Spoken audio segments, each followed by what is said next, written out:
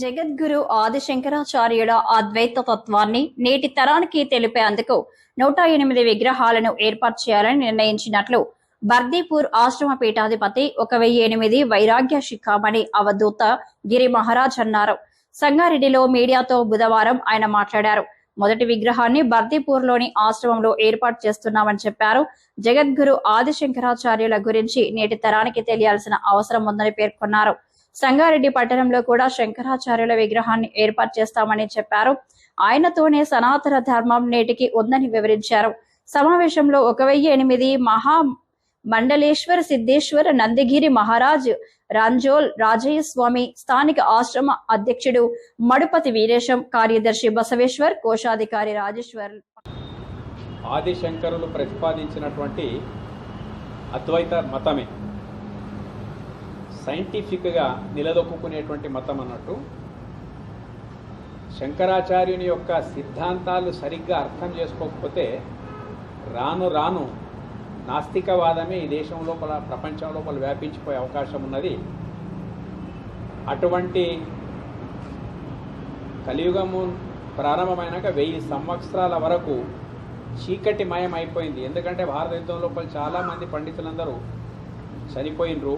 దాని కారణంగా చీకటి కోణంలో పలికేటువంటి భారతీయ సంస్కృతిని రాను రాను అంటే మన సంస్కృతి మనకి అసహ్యం కలిగేటువంటి పరిస్థితికి వెళ్ళిపోయింది అన్నట్టు.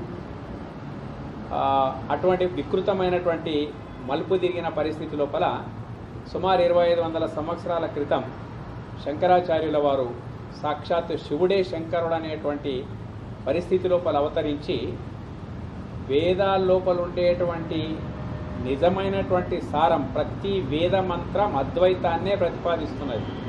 దేవుడు తప్ప ఇంకొకటి ఏమీ లేదు. ఉన్నదంతా జీవ జగత్ రూపం లోపల ఉన్నదంతా ఆ పరమాత్మ.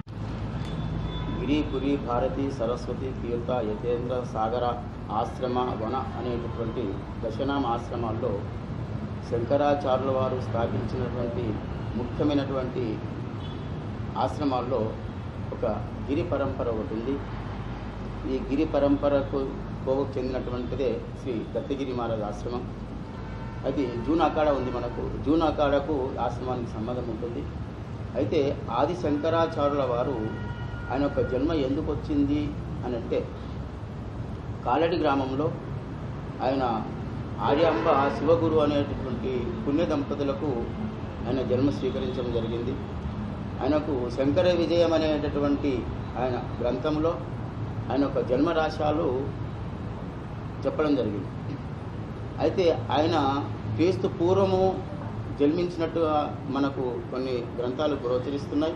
అదే 5వ శతాబ్దంలో ఆయన జన్మ తీసుకున్నటువంటి కొన్ని గ్రంథాలు మనకు చెప్తున్నాయి. ఏదేమైనా ఆయన పుట్టినప్పుడు ఉండేటటువంటి పరిస్థితి మన భారతదేశంలో కులాలు మతాలు అనేటట్లాంటివి చాలా పీడిస్తున్నాయి మనకు. ఈ కులాలు మతాలు పీడించే టైం లోపల ఆ రోజు జగద్గురు శంకరాచార్యులు వచ్చేసి అద్వైత సాంప్రదాయానికి ఏకంలో అనేకము, అనేకంలో ఏకం అన్నాడు. ఒక్క దేవుని లోపల 100 రకాలు కనపడుతున్నారు, 100 మతాలు కనపడు. మళ్ళీ అన్నీ కలిపితే మళ్ళీ ఒకటే అవుతుంది. కనుక అందు గురించి ఏకంలో అనేకమైనవి, అనేకంలో ఏకమున్నదని అద్వైత సాంప్రదాయాన్ని స్థాపించినట్లాంటి వ్యక్తి ఎవరున్నంటే అది జగద్గురు శంకరాచార్యులు మాత్రం ఉన్నట్లాంటిది. అటువంటిది ఇది జగద్గురు శంకరాచార్యులు ఒక కులానికి మతానికి సంబంధించినట్లాంటి ప్రచారం చేయలేరు. ప్రతి మనిషికి ఒక గురువు ఉన్నాడు, ఒక ఇంటికి ఒక గురువు ఉన్నాడు, కులంకి ఒక గురువు ఉన్నాడు, మతంకి ఒక గురువు ఉన్నాడు. కానీ జగద్గురులు ఏముంది, జగద్గురు అనేటట్లాంటిది కేవలం మానవ ధర్మానికి గురువు ఉన్నట్లాంటి ఎవరంటే జగద్గురు శంకరాచార్యులు మాత్రం ఉన్నట్లాంటిది. అటువంటి ఆ సాంప్రదాయకంలో దత్తగిరి మహారాజ్ గారు చాలా గొప్ప సత్పురుషులు, దిగంబరులు. మనము దిగంబరు అంటే కుంభమేళ లోపల మనం చూసినాం, కొన్ని లక్షల మంది దిగంబరులు కనపడ్డారు, కోట్ల జనాభా కనపడ్డారు. ఈ కోట్ల జనాభా ఎక్కడి నుంచి వచ్చారు, ఏ అడ్రస్ నుంచి వచ్చిండ్రో, ఏ అడ్రస్ నుంచి పోయినరో ఆ అడ్రస్కి వచ్చేసిండ్రు. కానీ ఈ దిగంబరులు ఏ అడ్రస్ నుంచి వచ్చారో, ఎక్కడ పోయిన ఇప్పటి వరకు వాళ్ళ అడ్రస్ లేదు. అంటే వాళ్ళకు ఒక ఉత్సాహ మరణం అనేటట్లాంటిది ఉంటుంది. కనుక అటువంటి అఖాడలని స్థాపించినట్లాంటి ఎవరుందంటే అది జగద్గురు శంకరాచార్యులు మాత్రం ఉన్నట్లాంటి. అటువంటిది భారతదేశం లోపల కులానికి మతానికి ఉన్నట్లాంటి గురువుల ఫోటోలు కానీ విగ్రహాలు కానీ ఎన్నెన్నో రోడ్ల మీద మనకు కనపడుతుంటాయి.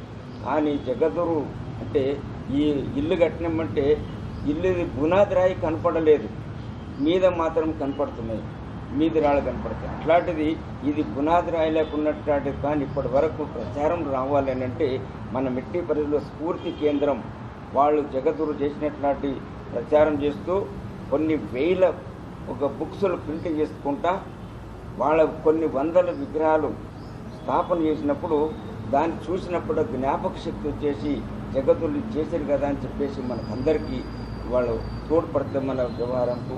అందుగురించి ఈ జగద్గురు శంకరాచార్య విగ్రహాలను దత్తగిరి మహారాజు ఈ అఖాడ లోపల ఉన్నట్లాంటి దాంట్లో ఆయన మొట్టమొదలు దీక్షా కార్యక్రమం తీసుకున్నట్లాంటిది సుమారుగా 80-90 సంవత్సరాల క్రితం స్వామీజీ గారికి దీక్షా కార్యక్రమం అయినట్లాంటిది.